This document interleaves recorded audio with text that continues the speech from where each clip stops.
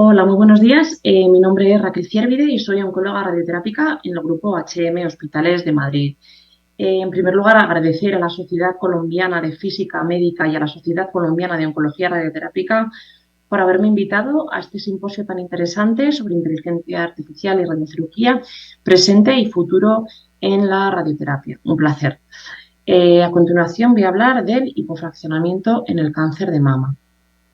Comenzar por describir brevemente unas pinceladas sobre la epidemiología o la epidemiología. Sabemos que el cáncer de mama es el cáncer más común a nivel mundial entre las mujeres en todos los continentes, estando muy seguido de otros cánceres como por ejemplo el cáncer de cervix. Sin embargo, sabemos que la mortalidad es ciertamente variable y aunque sea variable y quizás las tasas de incidencia no sean tan grandes en los países subdesarrollados como en los países más desarrollados, sabemos que las tasas de mortalidad son comparables en todos los países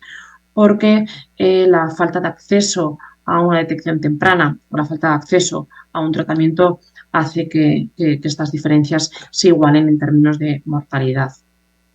Si nos detenemos en la epidemiología de este cáncer en América Latina, podemos ver que la incidencia sobre 100.000 casos es relativamente variable entre los diferentes países. Y si nos ceñimos dentro de Colombia, podemos ver que tiene una incidencia de 31,2 casos de cáncer de mama por 100.000 casos. La probabilidad por 100.000 habitantes. La probabilidad de que una mujer tenga un cáncer de mama a lo largo de su vida es de 1 entre 16 y el riesgo de morir a consecuencia del cáncer de mama es de 1 entre 50. Por lo tanto, el número estimado de casos nuevos en el caso 2020, que es de donde extrajimos estos datos, está en torno a 15.509 casos de cáncer de mama, seguido muy de cerca del cáncer de próstata, colorectal, estómago, pulmón. Sabemos que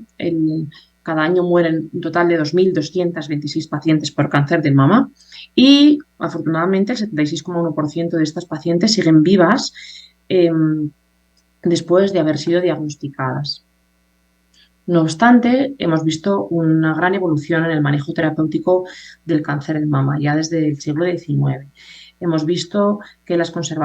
cirugías cada vez son más conservadoras, los tratamientos sistémicos cada vez son más dirigidos y más personalizados. Igualmente, la radioterapia cada vez es más moderna y más adaptada a la singularidad de cada paciente. Y si nos centramos en los tratamientos sistémicos, como digo, hemos visto una gran evolución.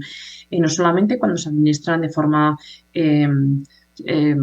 singular, solamente el fármaco, el tratamiento de inmunoterapia, tratamientos con inhibidores del PARP,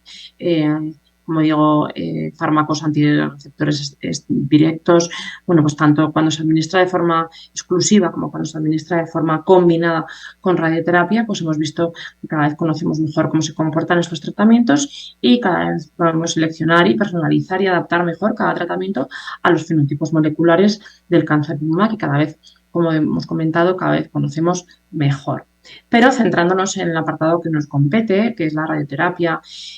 también tenemos que destacar que ha sufrido afortunadamente una revolución, no una evolución, ha sido una revolución tecnológica. Hemos pasado de la radioterapia 2D, como digo, en 2 dimensiones, tratamientos más básicos y más sencillos a tratamientos en 3 dimensiones, incluso en 4 dimensiones, con la monitorización de los movimientos de los órganos corporales, con la aplicación de técnicas de alta conformación, con el control de superficie, con diferentes técnicas adaptadas a la anatomía de cada una de las pacientes, pues hemos visto que efectivamente la radioterapia ha sufrido afortunadamente un importante cambio positivo. Y dentro de los fraccionamientos podemos destacar en estos 3 grandes grupos: el fraccionamiento convencional, representado por los estudios pivotales que luego mencionaremos, el hipofraccionamiento moderado y el ultra hipofraccionamiento, que básicamente consiste en administrar un tratamiento en 5 semanas. Dentro del hipofraccionamiento moderado estamos hablando de administrar fracciones entre 2,6 y 3,3 Grays por sesión, tratamientos de entre 5 y ya 3 semanas, y por último lugar incluso los estudios como el Fast Forward, que se ciñen a una única semana de tratamiento.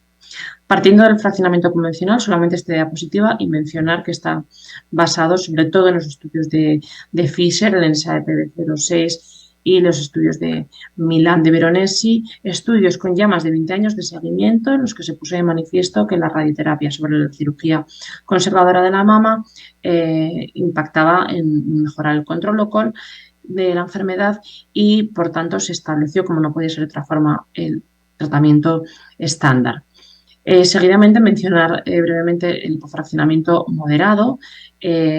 Comentaremos los 4 estudios más importantes, el del Royal Marsden, los 2 estudios, el START-A y el B, así como el estudio canadiense de Whelan, pero nos centraremos probablemente más en los estudios STAR-B y canadiense, que son los que administraron el tratamiento en 3 semanas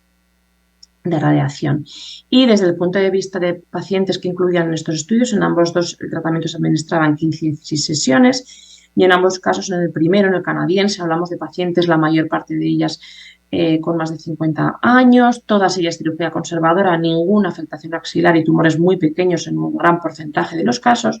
mientras que el estudio STAR-B eran nuevamente pacientes mayores, sin embargo también incluían ya un 8% de pacientes sometidas a mastectomía, ya un 22,8% de pacientes con afectación axilar, insisto, incluso un 7,5% de pacientes recibieron radioterapia hipofraccionada axilar. ¿Qué pudimos ver? Que tanto en un estudio como en el otro no había diferencias significativas en términos de control locorregional ni en términos de supervivencia con ya importantes con más de 10 años de seguimiento. Desde el punto de vista de tolerancia, en ambos estudios la tolerancia del hipofraccionamiento moderado fue muy aceptable, incluso con una cierta tendencia a favor del hipofraccionamiento moderado con respecto al fraccionamiento convencional, sobre todo en términos de tolerancia a nivel de la mama, de induración, de edema, etc. Este es otro estudio, también pivotal, está publicado por el grupo danés de Brigitte Offersen, fue publicado en el año 2020 y es el estudio HIPO. Es un estudio que nuevamente randomiza pacientes a fraccionamiento convencional e hipofraccionamiento en 15 sesiones, pero cuyo objetivo principal en este caso era la evaluación de la cosmesis, de la induración a 2-3 años de estas pacientes,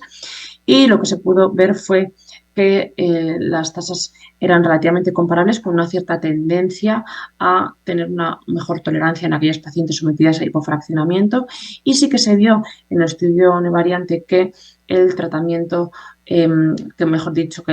el tamaño de la mama era verdaderamente un factor que impactaba de forma directa en la tolerancia al tratamiento, de una forma mucho más reseñable que otro tipo de factores como podría ser la adición o no de BUS o la adición o no de hipofraccionamiento moderado. Estos 2 estudios, también randomizados, son los estudios chinos, menos conocidos, pero no menos importantes, publicados en el año 2019 y 2020, y en ambos también randomizan a fraccionamiento convencional frente a fraccionamiento moderado, sin aportar mayor valor desde el punto de vista que, en términos también de control local y tolerancia, también los resultados son bastante comparables. Por último, mencionar, este es el estudio australiano, es el 307 del grupo TROG, Olivoto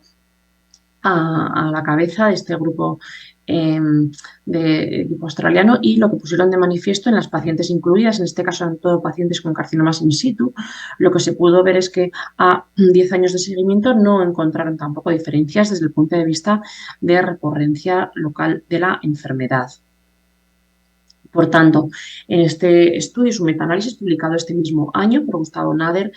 y otro equipo de reputados oncólogos radioterápicos, lo que se pudo ver en el metaanálisis de estos 8 estudios fase 3 randomizados que comparaban ambos fraccionamientos, se pudo ver que no existían diferencias en control local, control locorregional, supervivencia de la enfermedad ni en supervivencia global. Sin embargo, había una cierta tendencia, unos datos ligeramente más favorables a favor del hipofraccionamiento en términos de efectos secundarios tanto agudos como tardíos, así como en cosmesis. Y también estaremos pendientes de los resultados de este estudio que esperamos con expectación del RTOG 1005, que es un estudio que compara pacientes sometidas a fraccionamiento moderado, hipofraccionamiento moderado, a las cuales se randomiza a administrar el BUS de forma secuencial o de forma integrada. Y que aquellas pacientes sometidas a mastectomía pueden recibir el tratamiento con hipofraccionamiento moderado. Bueno, pues este estudio chino mostró que efectivamente también se pueden. Es un estudio que nuevamente randomiza 820 pacientes a fraccionamiento convencional frente a hipofraccionamiento moderado. Son pacientes un 48% de ellas son mayores de 50 años, es decir, es un perfil de paciente más joven que los estudios comentados previamente, todas sometidas a mastectomía y, como digo, en un porcentaje importante de casos con afectación axilar. Pues de nuevo vemos que no encontraron diferencias entre los fraccionamientos ni en términos de control local ni en términos de supervivencia. Sin embargo, sí que se vio ciertas diferencias o ligeras diferencias en términos de toxicidad aguda de la piel a favor del tratamiento hipofraccionado. ¿Tiene alguna importancia si la paciente es sometida o no a mastectomía con reconstrucción? Bueno, pues este estudio nuevamente chino nos vuelve a mostrar que de nuevo es un tratamiento bien tolerado, puesto que en las 396 pacientes sometidas a mastectomía y reconstrucción tratadas con hipofraccionamiento moderado en 15 sesiones, lo que pudieron ver a 35 meses de seguimiento fue que no existían diferencias en complicaciones, incluso había una cierta significación, es decir, había mayores complicaciones en términos de contractura capsular en aquellas sometidas a fraccionamiento estándar frente a las sometidas a hipofraccionamiento. En esta diapositiva, una breve pincelada sobre el ultra hipofraccionamiento, destacar sobre todo el estudio Fast Forward, que trata a todas las pacientes en apenas 5 sesiones seguidas, pero no me detendré más, puesto que el doctor Montero, que va a continuación, se explayará un poquito más en este tipo de fraccionamiento. Pero nuevamente mencionar que el hipofraccionamiento moderado también se puede aplicar a aquellas pacientes que solamente requieren una irradiación parcial de la mama. A grandes rasgos podemos decir que existen dos grandes grupos, la braquiterapia y la radioterapia externa, pero tenemos ya evidencia más que suficiente con estudios con un seguimiento, incluso algunos con hasta 17 años de seguimiento, en los cuales, estudios randomizados, en los cuales se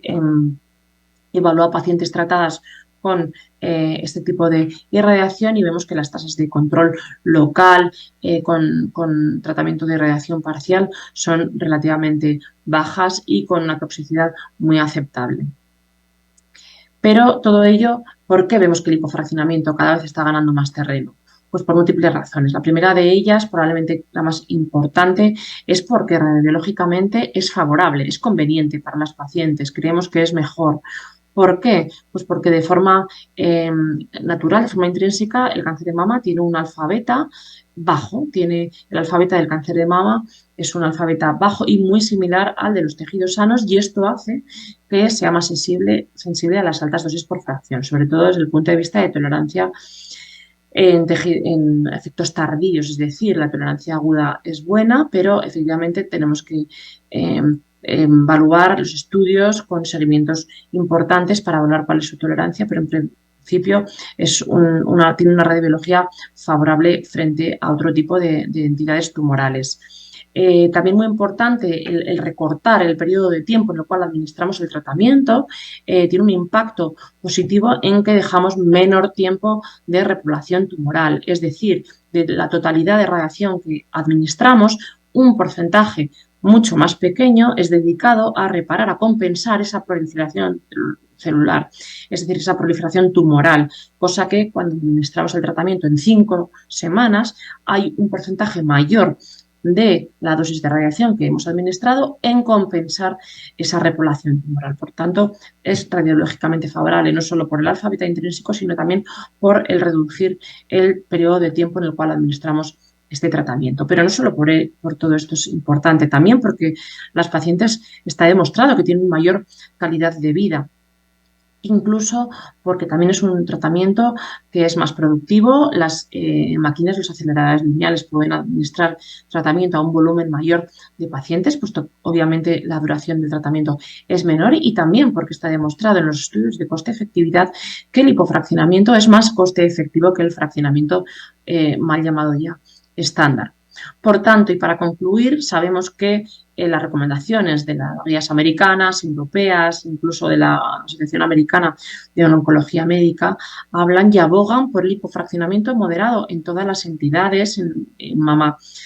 conservada, en pared de mastectomía, afectación axilar, incluso la radiación parcial, abogan por el tratamiento hipofraccionado, el hipofraccionamiento moderado. Por lo tanto, el hipofraccionamiento debería o es ya el nuevo fraccionamiento estándar.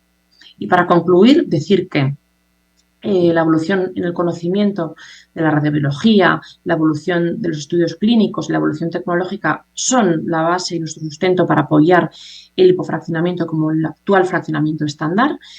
Los resultados evidentes sobre una menor toxicidad, un mayor coste-efectividad, así como una mejor calidad de vida en las pacientes, hace y apoya que el hipofraccionamiento sea todavía más atractivo. Creemos que tenemos que ver de una forma global esta enfermedad y, por tanto, una mayor incidencia del cáncer de mama a nivel mundial, un cambio en las tendencias y la obvia limitación en los recursos terapéuticos hacen que el hipofraccionamiento no sea ya un futuro, sino es una necesidad. Comentar que la nueva evidencia ya nos va abriendo puertas hacia otro tipo de fraccionamiento, hipofraccionamiento, que es el ultra hipofraccionamiento, y mencionar que siempre tenemos que seguir investigando y conociendo más sobre nuestros tratamientos y tendremos que conocer más sobre la combinación del hipofraccionamiento con otros fármacos, con las combinaciones y también mayor seguimiento de los estudios que ahora mismo disponemos. Así que con todo esto, muchísimas gracias.